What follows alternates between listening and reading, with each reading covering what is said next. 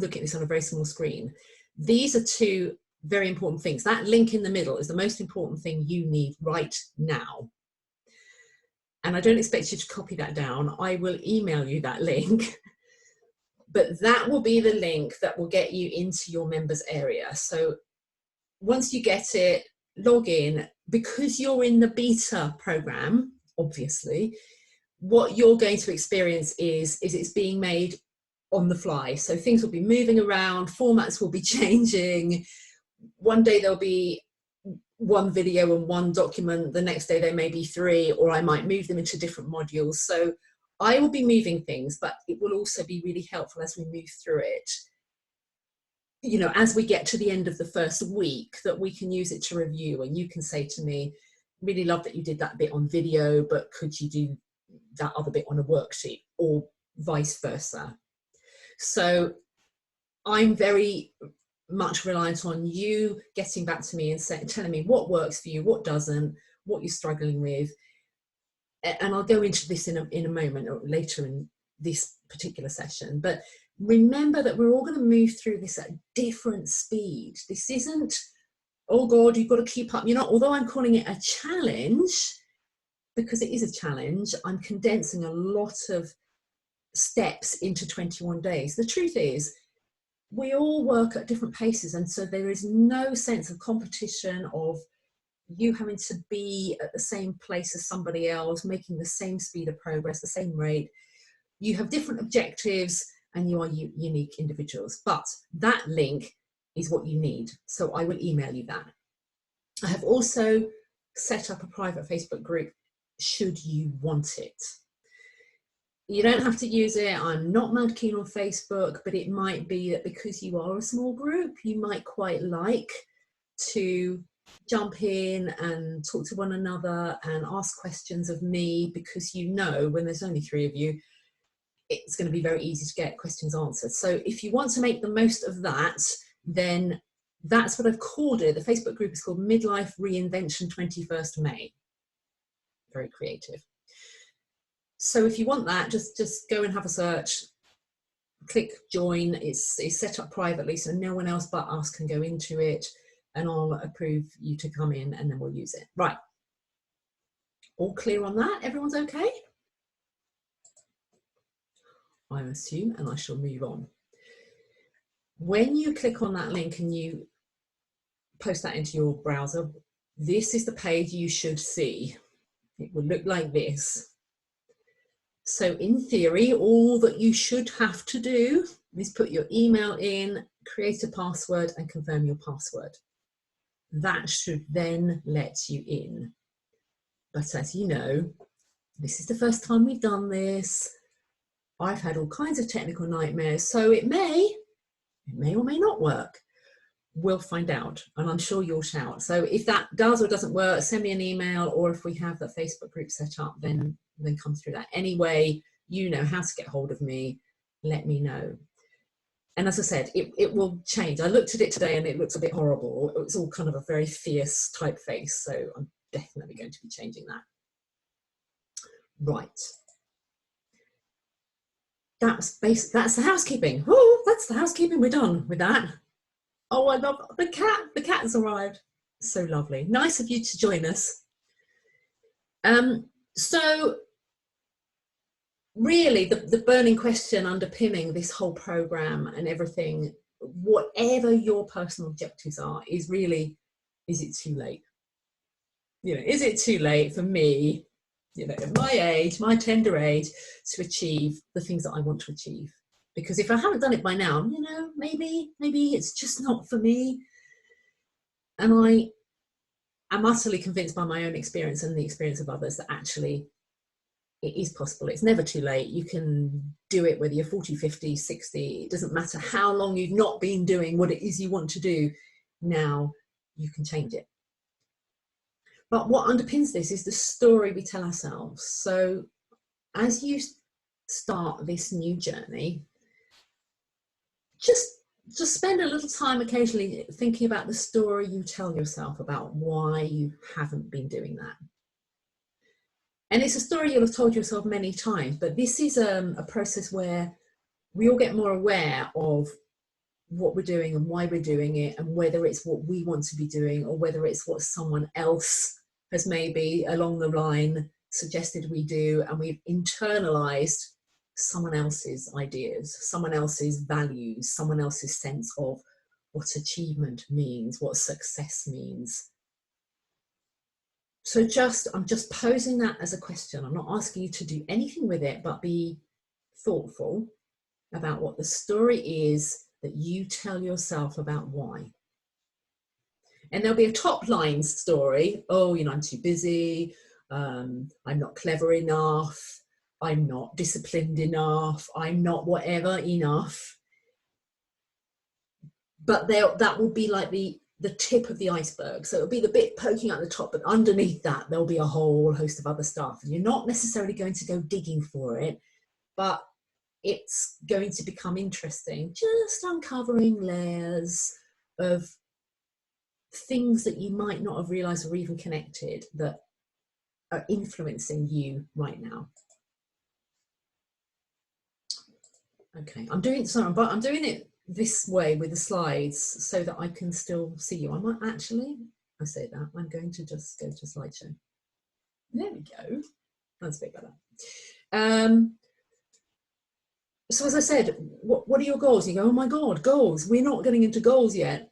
And the truth is we're not. So I'm going to take you through the modules so you'll see the steps that we're going through. So there's no panic if you're thinking, well, I don't have a goal. Oh God, don't make me have a goal. I don't need a goal.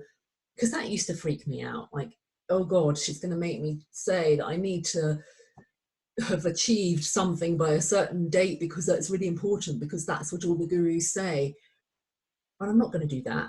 But slowly but surely, as we move through the program, the whole point is marrying conscious decisions with unconscious thoughts and behaviors. And as I've said in the previous slide, it's about becoming familiar. Goals don't have to be like anything else in this program. They're not on someone else's terms. So if your goal is, you know, to get to the end of this program and have a bit more self-knowledge, and that's it, you know, you can't get any more specific than that, that's fine. That's absolutely fine. There's no requirement. We're not talking about smart goals. There's no business jargon or cliches coming in here. It's just, you know, what do you want to achieve? I even hesitate to use the word achieve. Oh God, no, there's a lot of connotations. And actually, that's part of the process. When you think about the way a word triggers you, what's all the meaning attached and associated with a single word is a window into the way your unconscious deals with it. So you can learn, even that is, oh, how does that trigger me? Why does that trigger me? It's just a word, the word goal, the word achieve, whatever it is. What is the unconscious pattern? What's beneath the tip of the iceberg that might be creating lots of negative neural pathways that are influencing me right now as I begin to change them? Right, what's under the covers? So, what have I signed up to? This is what you signed up to. I'm calling it 21 days, modular in that I split it into 4 weeks, and I'm going to break down. I won't get through all of the 4 modules in this first section, but I will get through a couple of them. As in, when I say get through them, introducing you to the concepts of what's included. But in simple terms, I've made it modular just so that we've got some structure. We go, okay, I don't have to get from A to B by Z, and I don't have to work at the same speed as everybody else, and I don't have to have specific goals that are relevant to anybody else but me. But it's still quite nice to have a bit of a structure that I can hang things on. And if we decide that, oh, actually, maybe module 4 would have been more helpful at module 1, then we'll learn that along the way. But I've done it in the order that I've found most successful, which is not to say that occasionally we don't switch back and we'll do a bit of something that's in module 4 in module 1, and then we'll do it again in module 2, and we'll do module 2 again in module 3. So there's a theme and a flow, because this is linked to our unconscious behaviors, which don't have clear boundaries and borders. But I've made it 21 days so that it feels achievable. So even though I expect you to take on these tools and build them into your life practice, that this becomes how you live your life differently, I want you to feel like, no, there's a finite time that I can work through this, and then I will feel like I've covered everything, even if it's only at a light top level. I might choose to dive very deep. When I say I mean you. You might choose to dive in very, very deep into one module. I think, no, I'm not ready for the others. Not ready for those yet. They are there for you to dip back into for as long as you like. But it will be delivered so that you can get through it in 21 days. And it probably end up being 28 days because we've added in this launch, and then there'll be a bit on the end. But you know, in a month, you'll have had everything that you need. So make the most of the time you've got, where I'm here, where you can ask questions, where you can get deeper into what you want from this. And I've kind of made it pretty clear already, I think. You are unique, and so is your journey. So your journey is structured in some way by the program and by the modules, but actually your actual path is your path. It's not somebody else's path. It's not, you know, it's not the book that I wrote, Success Reframe, 6 Steps to 6 Figures. Yeah, yes, you can follow the steps, but it has to work on your terms. And that's where I believe, and I hope you'll feel that when you've gone through it, that this program will be different. I think point 3 is made there. So we're combining, as I say, small steps and actions with big goals, and you bring them in at different stages. Small steps give us confidence. It's like, oh, I can do that. That's okay. I can do that. That's quite easy. We always need to follow up with an action, but again, it's not prescribed. Here's the specific step you will follow. Here's the action that goes with it. You discover the action that's appropriate for you and what you want to achieve. And together, while we're in this together, we help one another to find out what's the most appropriate small step or action for you, not for anybody else, for you. And gradually, you start to allow yourself to give yourself permission to think of really big goals that you've not yet actually entertained, because otherwise you probably wouldn't be here. There might be a part of you that has a big goal that's kind of in the back of a drawer somewhere. I'm opening my drawer here, and it's kind of hidden away. I haven't really looked at it very much, and I'm not really sure. Oh, it's a very quiet place. Where is that goal? It might be, or there might be something you go, oh, look, this is mad, but this is a safe environment. This is mad. I can't, you know, this is never going to happen. It's one of those, this is never going to happen. But in this space, you give that some air. You give it some, just put it somewhere. Go, okay, I'm not sure I believe this. This is a bit bonkers. Hugh thinks this is possible. Certainly not me. That you can actually put those big goals out there. And just for the moment, just put them on the desk. Don't do anything with them. It's fine. And in doing that, what we're doing is combining those conscious behaviors with those unconscious neural networks of, oh, that's interesting. Why am I struggling with this big goal? Why, when no one can see inside my head, am I creating some rules that say you're not allowed to imagine that? Why am I doing that? And that's, if you like, that's an encapsulation of what this program is about. So the first module, just got time for the first module, might even get into the second before we break for this first break. And I might even get through it quicker than I think. So the first module, I'm calling it Enriching Identity. I think one of the core things, which is why we call it Reinvention, is that sometimes there's a loss of identity. It's like, who am I? What am I doing? Why am I doing it? Is this what I want to be doing? I'm not quite sure. That can happen, even if we feel like oh, you know, I'm on a quite a good path, you know, I have quite a nice job or quite a nice business or quite nice customers. If there's any little part of us that's a little bit doubtful, you know, we struggle with, oh God, really? I'm not sure I want to do this, or I don't feel right doing this, then this section is about getting a bit deeper. It's about opening up the box, taking the lid off and going, interesting. What are the things that are all about me that I've never actually really thought about, or I haven't thought about for a very, very, very, very long time. Such a long time that I've decided it's irrelevant. And in this module, we're going, nothing's irrelevant. This is all relevant.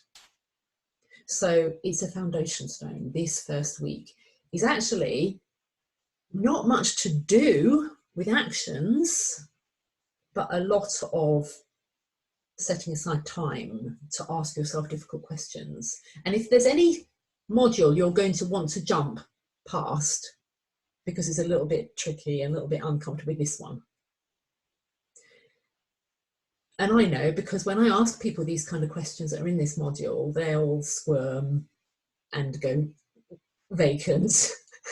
and I go, no, don't ask. Can you ask me another one? I don't like this one. And this is the only point where you need to acquire or dredge up as much discipline as you can. Turn it into a fun thing if you can. You know, get some coloured pencils, coloured pens. It doesn't have to be just a list or just, oh God, have I got to write this down? Do it in a way that works best for you. Am I going too fast, or is everybody with me still? Yes? I'm with you. Yay! I've just turned my camera off. No, that's cool. That's cool. Cameras off are fine. Yeah. All right. Right, I've included the testimonial type stuff in this, but not to say, oh, look at me, I'm amazing. But I want you to have a sense of other people having done this, of if, you know, because that doubt, I'm sure, if I signed up for something for the first time, it doesn't matter what you paid for it, there's always a, yeah, I wonder, you know, maybe someone like me, not quite sure. So as I go through this, I'm just referring to people that I've worked with. And this was a nice one. This is a really recent story. And I really like it because I said to you, this, everybody works through at a different time. And so that's why I've left in the timelines here. For me, it took 5 years. It's not going to take you 5 years because I had to figure out what the hell the steps were. But in this case, it took, so there were 12 weeks of slow, little steps, little actions, little glimmers of unconscious shifts, you know, little bits. So, you know, she says, I gradually started to improve, but then suddenly, and this is what, in my experience, often happens, you go slowly, boom, suddenly there's a big shift. And she had that in 1 week. It was like, you know, when people talk about being an overnight success and they go, oh, I'm not an overnight success. Do you know how long I've been doing this? And what I really liked about this is she talks about, I still had, so 12 weeks in, making changes, improving, getting better, still doubt, until suddenly that shift. And these were these are her words. My old self returned overnight. So I'll share that with you because I want you to have confidence that however you're feeling, you know, at the end of the first week, the end of the second week, the end of the third week, even at the end of the program, if you keep following the steps, keep dipping back in, keep moving through it, at some point you will get that boom moment. So module 2, converting thoughts into things. You're quite a knowledgeable group, so a lot of this is stuff that you're already aware of. I'm not saying anything new, and I probably never will, but hopefully I'm saying it in a way that maybe lands better or differently, if not better, differently. We know that actually, if we think something, our brain interprets that as having done it.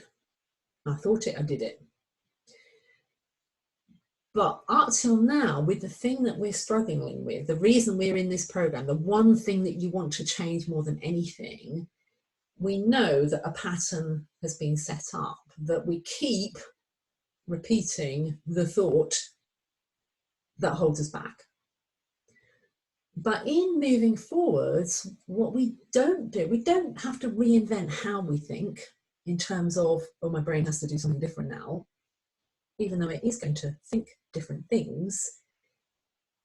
The process of the way your brain thinks those things differently is identical to the way it works with the things that don't work. Am I making sense? I'm talking in riddles here, partly deliberately, partly deliberately. So what I mean is, we imagine something, if we imagine it long enough, if we repeat it enough, we become convinced that, oh, hello, that's very nice. Sorry, I got a message. We become convinced that that's the truth. That's the way the world is. That's the way my life is. That's the way my personality is. Because that's what happens. If something happens often enough, we believe that that is the truth. When we start shifting with small daily actions, and I'll introduce this in the module, I'm not going to go into great detail about insignificant moments of joy, although some of you will know what I mean when I say that. What we're doing is we're simply working with the brain the way it likes to work. You just go, okay, I'm going to keep imagining this small thing. And to begin with, it's nothing. It's like, oh, it's just a thought. Just, there it came in, it's gone out again now. Like a shopping list. What did I come into the shop for? I can't quite remember. Like that. To begin with, it's like that. You can't remember it. It's there fleetingly, and then it's gone. But if you encourage yourself to keep focusing on the things that work for you, the highlights in your day, those tiny little moments, something that made you laugh, something that made you go, oh God, that's so interesting. The more you do that and you create a habit of it, the more your brain starts to strengthen neural pathways that lead to more of the same. In the same way that if you decide you're going to buy a red car, I'm going to pick colours, you know, because some of you may be petrol heads, but a lot of women are just like, what colour is it? I don't care what it is. What colour? I'm going to buy a red car. All of a sudden, there's red cars everywhere. We know that our brain works like that, so we start to drive new neural pathways that focus on our joyful versions of red cars. Small things, not big things, because small things happen all the time. Day in, day out, hour in, hour out, minute in, minute out, but we bypass so much of it. This module is about strengthening that. And this module is probably the most powerful module. They're all powerful, but this one has the tools that you want to hang on to and stick with and keep working with. Before I jump into this, hold on, I just want to pause, because this is module 2. Before I lose some of you or all of you, you'll all be probably, because I know your backgrounds, familiar with the idea of scaling 0 to 10. 10 is, oh, it's amazing, life's lovely. And 0 is, oh God, don't ask me, it's horrible. You're all familiar with this. I want you to use the scaling. We'll use it in all kinds of different ways, but I want you to use it as a generic umbrella for your progress through this program. So when you hang up from this call, ask yourself, on a scale of 0 to 10, 10 is me having achieved whatever thing it is I think I need to achieve, even if I can't put a name on it. It's this vague, it might be this vague, not quite sure what it is thing, but I'll know when I get there. That could be your 10. Or it could be a very clear, no, I know what it is.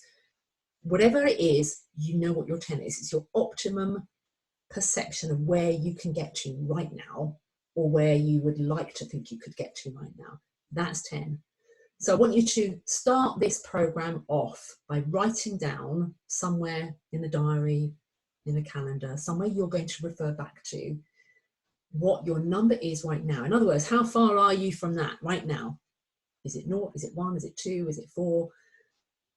And we will use that to map the journey, because as you change with these small step changes, it becomes easy to think we haven't made progress or to underestimate the progress because we're living in it. It's like watching a child grow or a flower blossom. You know, when you're watching it, it's like, oh, nothing's happening, is it? Nothing's happening. But if you do something, walk away, come back in a week or a year, you go, oh, blimey, that's changed, isn't it? It's changed. But you need to be mindful of the change. So write that number down now. So if I lose you now for the rest of the day, I know you'll have done this. Anyone got any questions before I jump into the next piece? I missed just a little bit. I went to get some water. So I missed about the last. Permission. No, I didn't. I felt a bit faint. Oh, that's not good. But I'm back now. All right. Well, it's all going to be recorded. So did you hear the bit when I was talking about the scale of 0 to 10? That's the bit I missed. Oh, that's the bit you missed. Okay. Well, yeah. you'll be familiar with scales of 0 to 10. I want you to use that in relation to the overall program, so that think of 10 as your biggest potential, like the thing that's out there that you think you might like to achieve. That's your 10. Imagine achieving that as 10. I want you to think about your number today. Write that down somewhere. You can reference it so that you can chart the journey in a way that isn't easy to when we're not doing that, because we get caught up in our daily life. And you can hear back when you replay this, because I'm sure you will replay it. It's not that long. To just embed what's going on here. Why am I here? Right. Okay, ego depletion. Right, I'm just going to introduce this. This is actually quite juicy.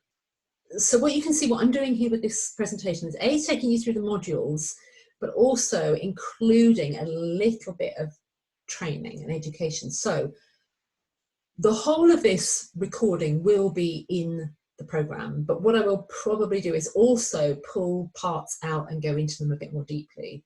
So you might see things revisited, and there'll be some things you'll want to get really into, and this might be one of them.